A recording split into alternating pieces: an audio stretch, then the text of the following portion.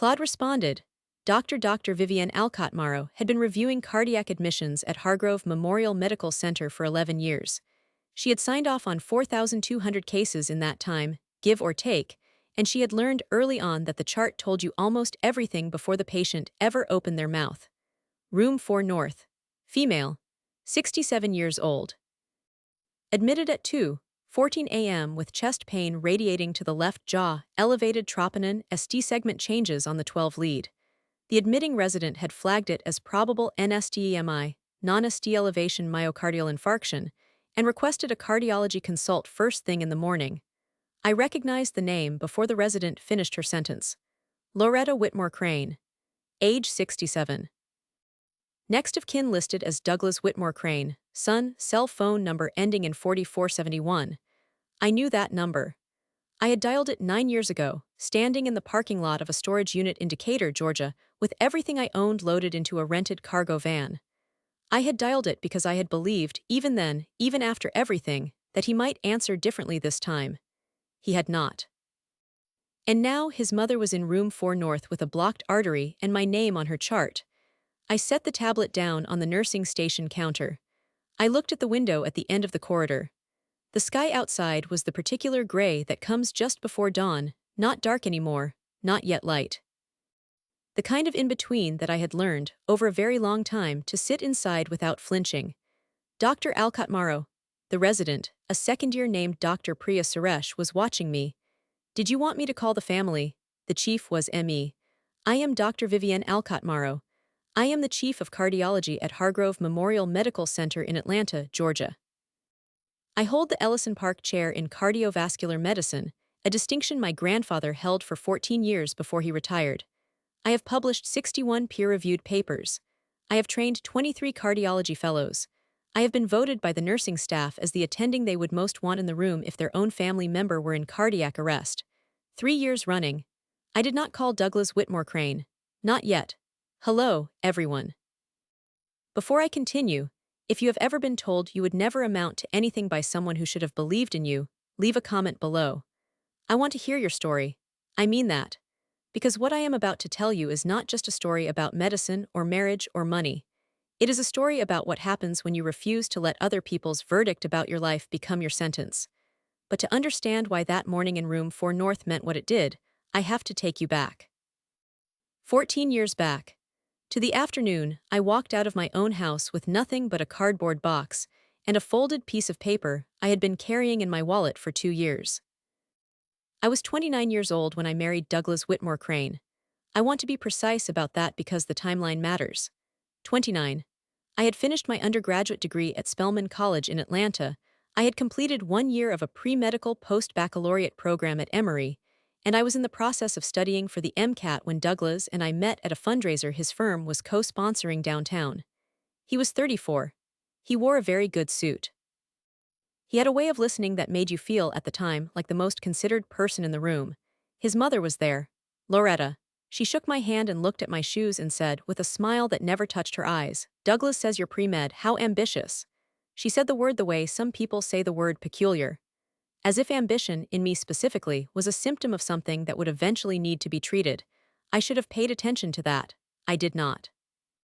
I was 29 and I thought love was a context in which people could be educated. We married 11 months later. I deferred my MCAT study. Douglas said there was no rush. He said the money was fine, we were fine, I should take some time to settle into our life. His mother said, at our rehearsal dinner, that she was glad I had finally found something more practical to do with my time than playing doctor. She said it in front of 14 people and laughed as though it were a toast. My grandfather, Dr. Cornelius Alcott, was seated 3 chairs down from her. He was 71 years old and still serving as chief of cardiology at the same hospital where he had worked for 38 years, Calverton University Medical Center, in Birmingham, Alabama. He heard what Loretta said. He looked at me across the white tablecloths and the candlelight, and he gave me the smallest nod I had ever seen. It said, "Remember." I remembered. The marriage lasted 4 years. I will not give Douglas the narrative real estate of cataloging every wound in detail. That is not what this story is about. What I will tell you is the shape of what happened, because the shape is what matters. In year 2, I became pregnant. In year 3, I miscarried at 16 weeks. The grief of that is its own country, and I have visited it privately in the years since, in ways that are not for public accounting. What I will say is that after the miscarriage, I told Douglas I wanted to go back to school. I told him I needed to return to medicine, that it felt, in a way I could not entirely articulate at the time, like a form of survival. He told me the timing was not good. His mother told me, at a Sunday dinner 4 weeks later, with the green beans going cold between us, that perhaps the miscarriage was a sign that I was meant for a simpler kind of life. Not every woman is built for that much, she said. There's no shame in knowing your limits. His father, Gerald Whitmore Crane, did not say anything. Gerald never said anything. He passed the bread basket and looked at the window. In year 4, I discovered that Douglas had moved a significant portion of our joint savings, $42,000, into an account I did not have access to, not all at once. Over 14 months. He had also, I would learn later through a financial disclosure required by my attorney, retitled the car, a 2014 Volvo we had purchased together, into his name alone 6 months before I filed for divorce. The house had been purchased using a down payment that came, in part, from an account his parents had given him before our marriage. The equity, when we separated, was adjudicated in his favor on the basis of that original documentation. I left with my clothes, my grandfather's medical textbooks, which I had kept in the spare bedroom, my laptop, and a legal settlement negotiated by my family law attorney, Renata Osaibansu of the Osaibansu and Park Family Law Group in Atlanta, that amounted to $18,000 in cash, and the formal acknowledgement that Douglas Whitmore Crane had conducted financial misconduct during our marriage. A court order that meant very little in terms of recovery, and a great deal in terms of record. Loretta sent me a card 2 weeks after the divorce was finalized. Inside, in her neat handwriting, it said, "I always knew this wasn't the right match. Wishing you clarity going forward." There was no return address, as if she had mailed it from a country where consequences did not apply. I read the card once. I put it in the box I was keeping for documentation. And then I drove to Birmingham to see my grandfather. He was in his study when I arrived. He looked at me for a long moment. He had the habit of looking at people the way he looked at imaging results methodically, without judgment, just taking in what was there, and then he said, "Vivienne, are you going to be a cardiologist or not?" I said yes. He said, "Then sit down, we have a great deal of work to do." I sat down.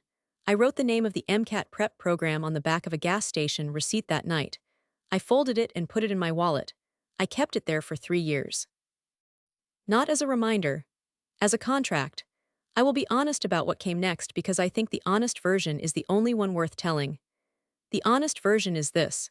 I was 33 years old, newly divorced, with $18,000 in a checking account, no job in medicine, and a 2-year gap in my academic record that I was going to have to explain in every single application I submitted. I had a bachelor's degree in biology from a good school and 1 year of post-baccalaureate coursework that was now 3 years out of date. I had a grandfather who believed in me, and a mother who was worried, and an ex-mother-in-law who had already moved on to telling her church group that her son had done his very best. I registered for the MCAT in January. I took a part-time administrative position at a cardiology practice in Atlanta to cover rent and to stay inside the medical world, even peripherally. I studied from 5:00 a.m. to 7:30 a.m. before my shift and from 9:00 p.m. to midnight after. I took the exam in April. I did not get the score I needed. I sat in my car in the parking structure near the testing center and I looked at my score on my phone and I thought, with a clarity that surprised me, that I had 2 options. I could decide that this was the universe's confirmation that Loretta Whitmore Crane had been right all along. Or I could decide that this was a data point, and that data points were correctable. I registered for the retake that same afternoon. In the months between the first attempt and the second, I met Dr. Augustin Ferrer-Lopes. He was a cardiologist at Meridian Cardiology Associates in Atlanta, the practice where I was working as an administrator, and he had the unusual habit of treating administrative staff as though their intelligence were equal to his own. He noticed one morning that I was reading a copy of Braunwald's Heart Disease during my lunch break, the full 2-volume clinical reference text, not an overview, and he sat down across from me and said without preamble, "You're applying to medical school." It was not a question. "Second attempt at the MCAT," I said. "July." He looked at me for a moment. He said, My research fellowship wrote 12 letters of recommendation last year.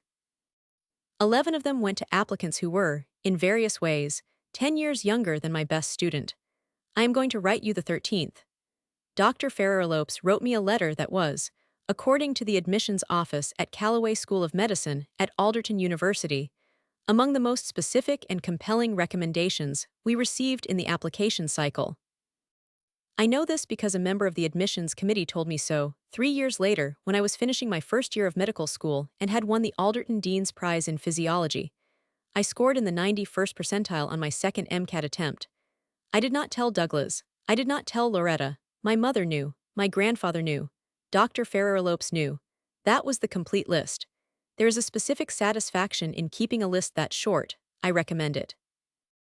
I applied to 11 medical schools. I was accepted at 4. I enrolled at Callaway School of Medicine in September, 3 years after my divorce was finalized, on a partial scholarship and a combination of federal loans and a small research grant that Dr. Ferrer-Lopes helped me identify. I was 34 years old. I was the second oldest person in my entering class. The oldest was a retired nurse practitioner from Savannah named Marcus Webb, who was 51 and who became, over the course of 4 years, one of my closest friends. At a family gathering that December, my cousin's engagement party in Birmingham, Douglas's name came up in conversation. Someone who knew the Whitmore Crane family mentioned that Douglas had remarried. Someone else mentioned that Loretta had been telling people that her son had finally found the right match. My aunt, who had never liked Douglas and made no effort to conceal it, looked at me and said, "Vivienne, you should say something. You're in medical school now." I smiled. I ate a piece of cake. I said nothing. I was already learning that the most expensive real estate in any conflict is the time you spend making sure your enemies know you're winning. I had better uses for that energy. I had an anatomy practical in 9 days. Callaway School of Medicine was, in specific and technical terms, one of the finest decisions I ever made. Not because it was the most prestigious institution I had considered. It was not. But because it had a cardiovascular research track embedded in its curriculum that allowed students to begin specialty-aligned research in their second year, which was earlier than most programs. It also had a clinical partnership with Hargrove Memorial Medical Center in Atlanta, which meant that third and fourth-year students rotated through one of the highest volume cardiac units in the Southeast. The first time I walked into Hargrove Memorial as a third-year medical student, I stood in the main corridor outside the cardiac care unit and I looked at the department directory mounted on the wall. The listing read, Department of Cardiology Chief of Cardiology, Dr. Roland Mbeki-Santos, MD, PhD. I read that line twice. Then I went to my first clinical rotation. Dr. Roland Mbeki-Santos was 53 years old, precise, and constitutionally incapable of tolerating imprecision in anyone around him. He was also, I would discover over the following 18 months, one of the most rigorous teachers I had ever encountered. He had a habit of presenting cases during morning rounds by reading only the vital signs and the initial labs, and then looking around the room and saying, "Tell me the story the numbers are telling. Not tell me the diagnosis." The story, he wanted the arc. He wanted cause and consequence and implication all laid out before anyone reached for a conclusion. I had been doing this instinctively for years without knowing it had a name. Turns out, in cardiology, it had several names: pattern recognition, clinical reasoning, diagnostic synthesis. I collected the terminology like tools. On March 14th of my third year, I remember the date because it was also the date I received a letter from the Federal Student Loan Servicer informing me that my outstanding balance had cleared the $90,000 threshold, which had a specific clarifying effect on my ambitions. Dr. Mbeki-Santos presented a case during rounds that no one in the room could synthesize correctly. A 44-year-old woman with atypical chest pain, normal troponin, a mildly abnormal stress echo, and a family history of premature coronary artery disease. 5 residents and 2 medical students looked at the numbers and offered explanations that were technically defensible and clinically insufficient. I said, "Microvascular angina. The stress echo is showing reduced coronary flow reserve, not an obstructive lesion. The troponin is clean because the injury mechanism is different. She needs coronary reactivity testing, not a standard cath." The room was quiet. Dr. Mbeki-Santos looked at me for a long time. He said, "That is correct, Miss Alcott. And it is also, for this group, apparently the most difficult thing I have asked you to see all year. He never called anyone by their first name during rounds. It was always their last name, delivered without ceremony. After that morning, he called me Dr. Alcott in rounds 2 months before I had technically earned the title. I assumed it was an error the first time. I stopped assuming that by the third time. I completed medical school. I matched into internal medicine at Hargrove Memorial for residency, 3 years of work that I will not compress into a sentence because it deserves more than that, but which I will also not exhaust in detail, because what matters for this story is the shape of things. I worked. I was not the fastest. I was occasionally the most tired. I was, by every measurable account, among the most thorough. My medical records documentation was flagged twice in my first year as a model for the program. My specialist appointment scheduling efficiency was in the top quartile every single quarter. After residency, I applied for the Cardiovascular Disease Fellowship at Hargrove Memorial. Competitive. 12 applicants for 3 spots. I was 38 years old, which was, I had been told with varying degrees of tact by various people over the preceding years, on the older side for fellowship entry. I was one of 3 accepted. During that fellowship, I published my first 2 peer-reviewed papers. The first was on sex differences in microvascular angina presentation, the condition I had identified during that third-year rounds presentation. It was published in the Journal of the American College of Cardiology. Dr. Mbiki Santos was a co-author. He sent me a handwritten note the day it went to print that said, "The argument was always yours, I only helped with the footnotes." I kept that note in my desk, not in a frame, just in the top drawer, folded, where I could find it without looking for it. During fellowship, I also retained a financial advisor for the first time in my life, a woman named Claudette Afogbu of Meridian Wealth Partners in Atlanta, who specialized in working with medical professionals who had entered the profession later than conventional timelines. Claudette reviewed my student loan situation, my retirement savings gap, my insurance policy coverage. I had been operating on a minimal health insurance coverage plan during my first 2 years of residency, which she corrected immediately and firmly, and my overall trajectory. She told me that I was, in her professional assessment, aggressively behind and strategically ahead. She said those 2 things were not contradictions. She helped me open a college fund in my own name, a 529 account designated for continuing medical education, which was a legal structure I had not known existed. She reviewed my health insurance coverage and increased it. She identified 3 financial instruments I had been leaving on the table for 4 years through simple non-enrollment. She also, in a conversation that I have returned to many times since, told me to stop describing my career, start date, as a liability. "You're describing a woman who did everything twice and got it right the second time," Claudette said. "That's not a deficit, that's a credential." I finished fellowship at 41. I joined the faculty of the Callaway School of Medicine as an assistant professor of medicine and took a staff cardiologist position at Hargrove Memorial. Over the next 4 years, I built a clinical practice, continued my research, and quietly accumulated the body of work that would, by the time I was 45, position me as a candidate for something I had been watching from a distance for 3 years. Roland Mbiki Santos was retiring. He had announced it internally in the spring. The chief of cardiology position at Hargrove Memorial Medical Center, the position that appeared on that department directory my 3rd year of medical school, the position my grandfather had held at a different institution for a generation, was going to be open. I applied on a Monday morning. I submitted my application file, which included 61 publications, 23 fellowship mentorship evaluations, 3 teaching awards, and a departmental service record that my department administrator, a woman named Gloria Tran who had worked at Hargrove for 22 years, described as the most complete documentation I have processed in this office. I was appointed Chief of Cardiology at Hargrove Memorial Medical Center effective July 1st, the year I turned 46. Doctors. Mbiki Santos held a small reception in the conference room adjacent to the cardiac care unit. He shook my hand and said quietly so that only I could hear, "The story the numbers were telling, you always knew." I did not cry until I was in my car. I sat in the parking structure, the same level, coincidentally, where I had once reviewed a failed MCAT score on my phone and made a decision, and I allowed myself 4 minutes. 4 minutes of the specific, private grief and pride that comes from arriving somewhere that no one watched you travel toward. My grandfather had died 8 months earlier. He had known about the appointment candidacy. He had not known the outcome. I like to believe he knew anyway. My colleague Dr. Imani Osai Mensa, no relation to my attorney, though I had noted the shared surname with private amusement more than once, was the first person I told after the official announcement. Imani was a senior cardiologist at Hargrove, my closest professional ally, and the only person at that institution who knew the full architecture of my past. She had heard about Douglas over 2 glasses of wine at a cardiology conference in New Orleans 4 years earlier. She had heard about Loretta.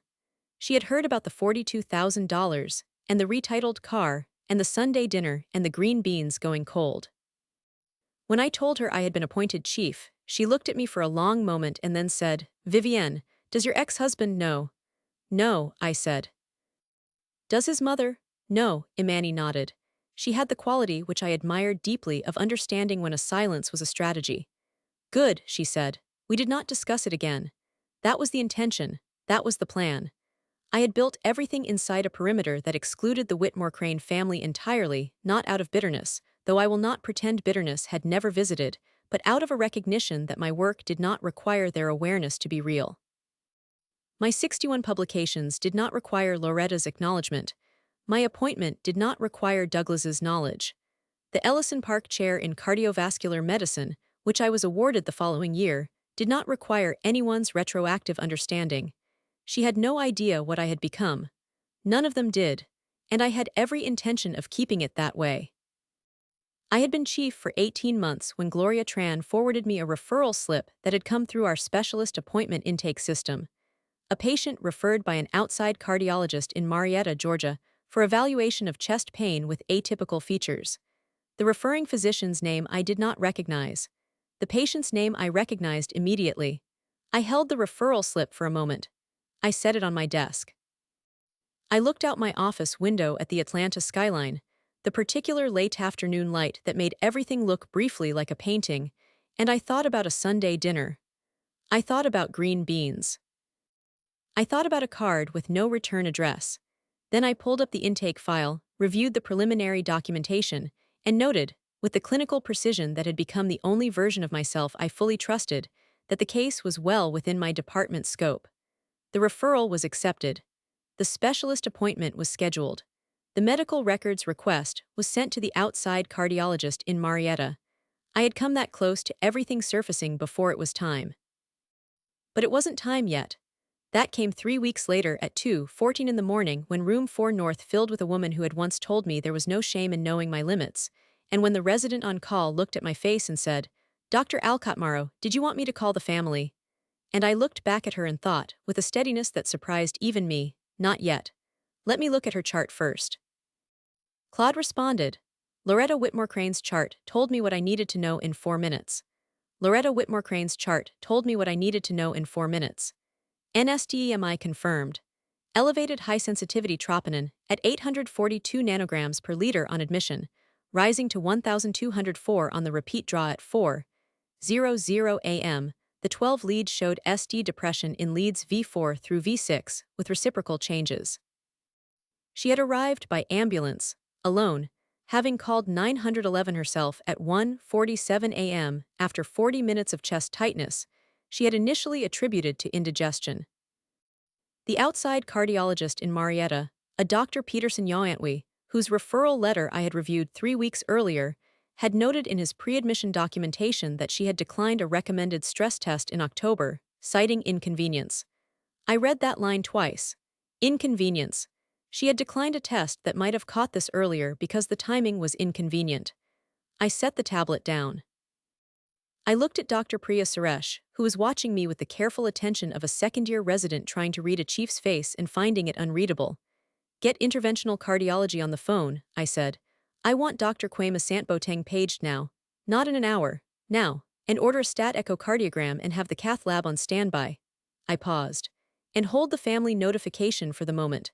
I'll make that determination after I've reviewed the echo." Dr. Suresh said, "Yes, Dr. Alcott Morrow," and moved. I walked to the window at the end of the corridor. The sky outside had shifted from gray to the kind of pale blue that means morning is committed now, that the night has made its decision and left. I had been awake for 22 hours. I had rounds in 3 hours and a departmental budget review at noon and a fellowship teaching session at 3 in the afternoon. I also had Douglas Whitmore Crane's phone number in my cell phone, in a contact folder I had labeled, years ago with clinical specificity, "Do not call." I thought about his mother. I thought about the green beans going cold. I thought about the card with no return address. Then I thought about what I was, the chief of cardiology at Hargrove Memorial Medical Center, the physician responsible for every cardiac patient on 4 floors of this building, the person who, by institutional authority and by every professional standard I had spent 14 years meeting, was the correct person to be standing at this window making this decision. That was the whole of it. That was the only frame that mattered. I turned around and walked back to the nursing station. I had a patient to take care of. The echocardiogram came back at 6:15 a.m., wall motion abnormality in the anterior and lateral segments. Ejection fraction estimated at 41%, reduced, consistent with the acute event. Dr. Kwame Asantbotang, my interventional cardiologist and one of the finest technical operators I had worked with in 11 years at Hargrove, reviewed the images with me in the echo reading room and said without ceremony, "She needs the cath lab this morning." "Agreed," I said. "I'll want to be present." Kwame looked at me. He had worked alongside me for 6 years. He did not ask why. He said, 7:30, 7:30. I went back to my office and sat at my desk. I opened my email. There was a message, sent at 5:48 a.m. from an address I did not recognize. The subject line read, "Mom, Hargrove Memorial, please call me." It was from Douglas. He had been notified by the emergency contact system. His number had been listed as secondary next of kin. His address was in Smyrna, Georgia, 22 miles from the hospital. The message was 4 lines long. He did not know I was at this hospital. He did not know my name was on his mother's chart. He wrote that he was on his way and asked if someone could please update him on her condition. I forwarded the email to Gloria Tran with a note, "Please log this as family contact." Standard protocol for family communication will proceed through the attending team. I will be in the cath lab until approximately 10:00 a.m. Then I called Imani Osai-Mensah. She picked up on the second ring. It was not yet 7 o'clock in the morning. "Loretta Whitmore Crane is in room 4 north," I said. There was a silence. "Vivienne, NSTMI, going to the cath lab at 7:30. Kwame is primary operator, I'm observing." "Does Douglas know you're there?" "He knows she's at Hargrove. He does not know I'm the chief." Another silence. "What do you need from me?" "I need you to be available at 10 o'clock, after the procedure when I speak to the family." "I'll be there," Imani said. She did not add anything. She did not need to. Imani understood, in the way that people who have heard the full story understand, that this moment had been in motion for a long time and that it required witnesses who could confirm, afterward, exactly what they had seen. I went to the cath lab at 7:30. Loretta Whitmore Crane was prepped and sedated. I stood at the observation window as Kwame guided the catheter through the right radial approach, as the contrast lit up the coronary anatomy on the fluoroscopy screen, as the culprit lesion appeared in the proximal left anterior descending artery, 91% stenosis, the kind of blockage that, in another 4 hours, would very likely have completed itself into a full infarction. He stented it. The procedure was clean. 38 minutes from first contrast to final balloon deflation.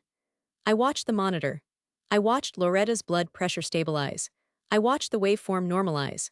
I was thinking, in the specific way I have learned to think in clinical settings, which is precisely and without detour, that she was going to be fine, that the stenosis had been caught and addressed, and that her ejection fraction would likely improve over the next 3 months with appropriate medical management and cardiac rehabilitation. That she was going to walk out of this hospital. I was thinking that I was glad. That surprised me a little, but only a little. I had spent enough time in cardiology to understand that the human heart does not distinguish between the people who deserve it and the people who do not. It beats for everyone. My job was to make sure it kept doing so. That had always been the agreement I had with this work, and I had never felt a need to renegotiate it. Kwame pulled off his gloves at 8:11 a.m.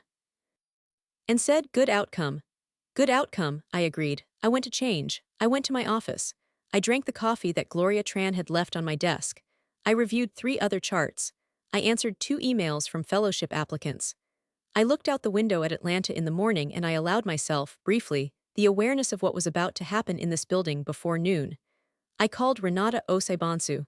It had been 9 years since Renata had negotiated my divorce settlement. She had since become a partner at her firm. I had referred 2 colleagues to her over the years for family law matters, and she had called me once, 18 months ago, when her mother had experienced a cardiac event, and she needed to understand the discharge instructions. We were not friends exactly, but we were something that functioned similarly, 2 professionals who had been useful to each other at critical moments, and who maintained the connection with the low-maintenance reliability of people who expect, correctly, to be useful to each other again. Renata, I said, I need 30 minutes of your time today, sometime before noon if you can manage it. What's the situation? Douglas Whitmore Crane is going to be in this hospital within the hour. His mother is my patient. I want to be clear about my obligations and my protections before I speak to him. There was a brief pause. I'll clear my 10 o'clock. Thank you. I signed the first document at 9:47 a.m. It was a formal declaration of professional relationship, a standard institutional form that I had asked our legal department to prepare at 7:00 a.m. that morning. A document establishing, in writing, that my relationship to this patient was solely professional, that I had conducted no ex parte communication with any family member, and that my clinical decisions had been made in accordance with standard of care and departmental protocol. Our hospital's general counsel, a woman named Sandra Park-Whitfield, had reviewed and countersigned it. It was the kind of document that most physicians never needed to prepare. I prepared it because I knew Douglas Whitmore Crane. I knew the way he thought about leverage. I knew that the first thing he would do when he understood the situation was look for a seam. There was no seam. I had spent the morning making sure of that. There was no going back. Douglas arrived at the hospital at 9:22 a.m. I know the exact time because Gloria Tran noted it in the communication log, which was part of the standard family liaison protocol I had asked her to maintain from the moment I forwarded his email. He had come with a woman I did not recognize. His wife, presumably, the right match his mother had mentioned to her church group. She was in her late 30s, well-dressed, carrying an expensive bag and the particular expression of someone who had been woken abruptly and had not yet recalibrated. He had also, I would learn at 10:03 a.m. When the family liaison nurse brought me the message, asked to speak with the attending cardiologist immediately, he had specified with some emphasis that he wanted whoever is in charge. I took a moment. I set down the chart I was reviewing. I asked Gloria to confirm that Dr. Imani Osei-Mensah was on her way to the family conference room. I straightened my white coat. My name and title were embroidered on the left chest in navy thread. Dr. V. Alcott Morrow, Chief of Cardiology. I had worn this coat every working day for 3 years. It had never felt like armor before. That morning it felt like a fact, which is, I think, a more durable thing than armor. I walked to the family conference room. I knocked twice, a habit, and opened the door. Douglas Whitmore Crane was standing near the window. He was 50 now, heavier than I remembered, with the particular quality of a man who had spent 2 decades being comfortable and had let comfort do its full work. He turned when the door opened. His wife turned. The family liaison nurse, a careful woman named Josephine Addo who had worked at Hargrove for 9 years and who would later tell Imani that she had never seen a family meeting open quite the way this one did, was seated in the corner. Douglas looked at my face. I watched the recognition travel through him, not all at once, but in stages, the way bad news moves when the body is trying to protect the mind from the speed of it. He said, Vivienne. Mr. Whitmore Crane, I said. Thank you for coming in, please sit down. He did not sit. What are you, how are you? He stopped. He looked at the embroidery on my coat, he read it, he looked up. You're the chief. I am, I said. I sat down across the table and placed Loretta's chart in front of me, closed. Your mother is out of the cath lab as of 8:11 this morning. The procedure was successful. Dr. Asant Boteng placed a drug-eluting stent in the proximal lad and achieved TIMI3 flow. Her pressure is stable. She is in the cardiac ICU for monitoring and will likely transfer to the step-down unit by tomorrow morning if she continues to progress. His wife sat down. Douglas remained standing. She's going to be okay, he said. Barring complications, yes. I will caution you that her ejection fraction is currently at 41%, which means she will require close follow-up, cardiac rehabilitation, and strict medication adherence. I can connect you with our care coordination team to discuss the transition plan. He was staring at me. I could see him trying to reconcile two things simultaneously: the information about his mother, which required one kind of attention, and the information about me, which required another. He was not, I had learned 14 years ago, a man who was comfortable managing two competing realities at once. He sat down. "I didn't know you were here," he said. "I've been chief of cardiology at Hargrove for 3 years," I said. "Before that I was a staff cardiologist here for 4 years. I didn't know you went to medical school." I looked at him for a moment. "I applied the year after our divorce was finalized. I finished my cardiology fellowship 7 years ago." He was quiet.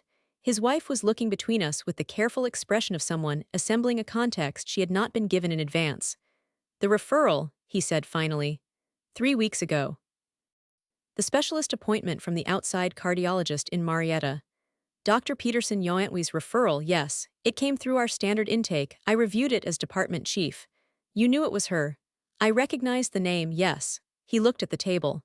And you didn't call. My clinical obligation was to evaluate the referral and schedule care appropriately, I said. I did that. This morning my obligation was to manage her acute presentation and ensure she received appropriate intervention. I did that as well. Something in his face shifted. It was not the shift I might have expected, not anger, not calculation, not the look I had seen before when he was assembling an argument. It was something quieter.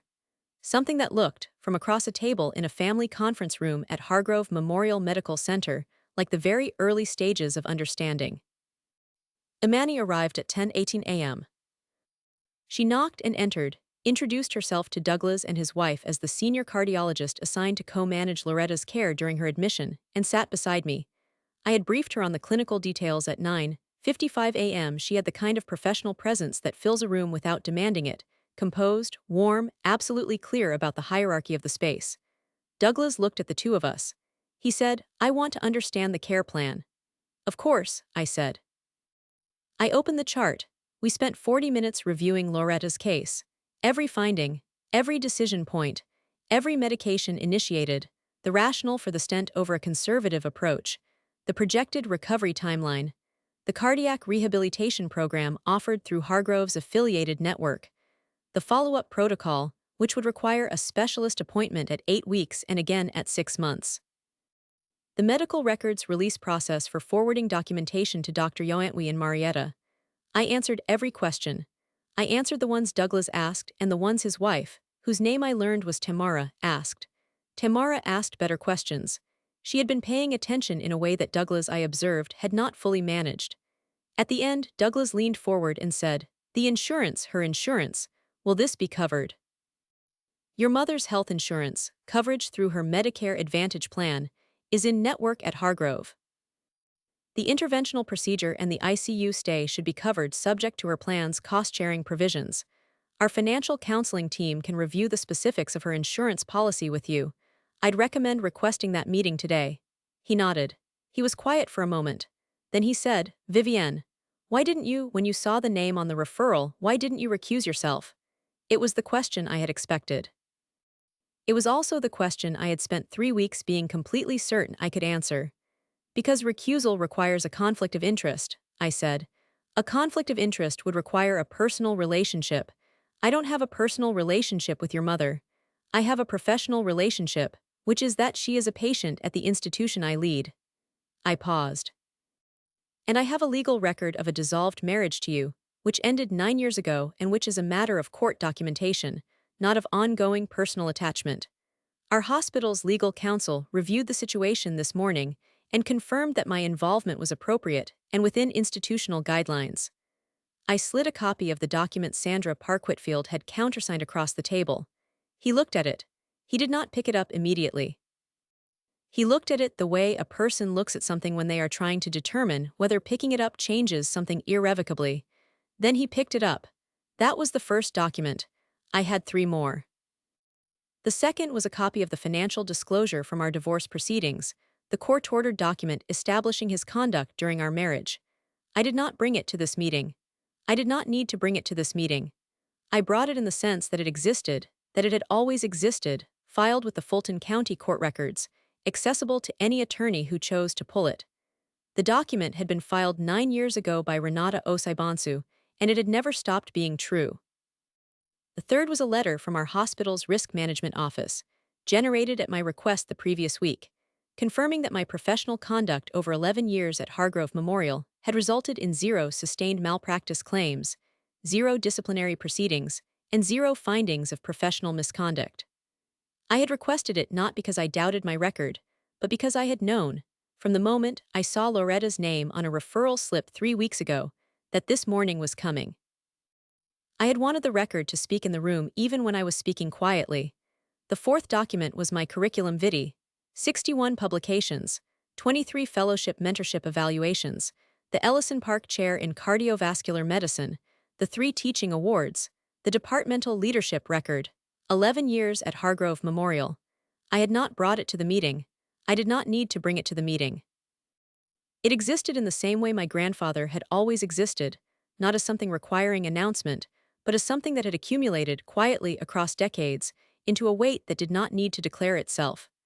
Douglas Whitmore Crane sat across the table from me in a conference room at my hospital and held one piece of that documentation in his hands.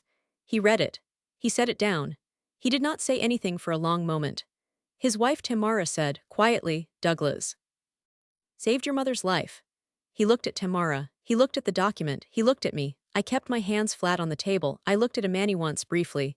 She gave me nothing, which was exactly what I needed. This moment did not require witnesses to perform anything. It only required them to see clearly. Douglas said, "I owe you an apology." I said, "You owe your mother a conversation about getting her stress test on time." He was quiet. Something in his face shifted again. It was not the look of a man receiving a blow. It was, I think, the look of a man receiving information that reorganizes a map he had been reading incorrectly for a very long time. Tamara reached across and touched his arm. The family liaison nurse, Josephine Addo, had not moved from the corner. She was making notes in the communication log. She would tell Imani afterward, "I've been in a lot of family meetings. That was the most polite one I have ever watched that was also about everything." She was right, it was about everything. It was about a Sunday dinner, and a card with no return address and $42,000, moved across an account line by line over 14 months, and a woman who said, "How ambitious," with a smile that never touched her eyes. It was about a failed MCAT score reviewed in a parking structure, and a letter of recommendation that was the 13th of 12, and a folded gas station receipt kept in a wallet for 3 years. It was about my grandfather's nod across 14 people and white tablecloths and a word, "remember," that I had kept alive in me through residency and fellowship and 4 years of building and 7 hours of that specific morning. It was all of that, and I said none of it, because saying it would have been for them, and this was not for them. Imani and I stayed until 11:30 a.m. We answered every clinical question that arose. I arranged for the care coordination team to meet with Douglas and Tamara at 1:00 p.m. to review discharge planning and the medical records released to Dr. Yoantwi. I confirmed the follow-up specialist appointment at 8 weeks. I shook Douglas's hand at the door of the conference room, and I shook Tamara's hand, and I told them that Loretta was in excellent hands, and that they could see her in the cardiac ICU beginning at noon. I went back to my office. I sat at my desk. I looked at the Atlanta skyline.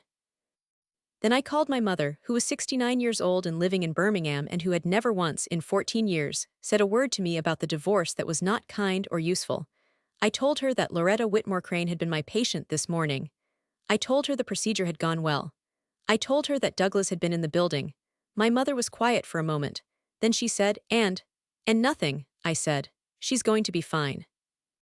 My mother said, "Your grandfather would have liked that answer." I think he would have. I think the answer he would have liked best was not the part about Loretta being fine, though that would have mattered to him. He had a cardiologist's view of survival, which was that it was always the preferred outcome regardless of the patient's merits. The part he would have liked was the nothing, the and nothing, the specific weight of a story that ended not with spectacle but with function. With a woman who came to work and did her job, and left the rest of the accounting to the record. I want to tell you what happened in the months after that morning, because I think the accounting matters. Loretta Whitmore Crane was discharged from Hargrove Memorial 8 days after her admission.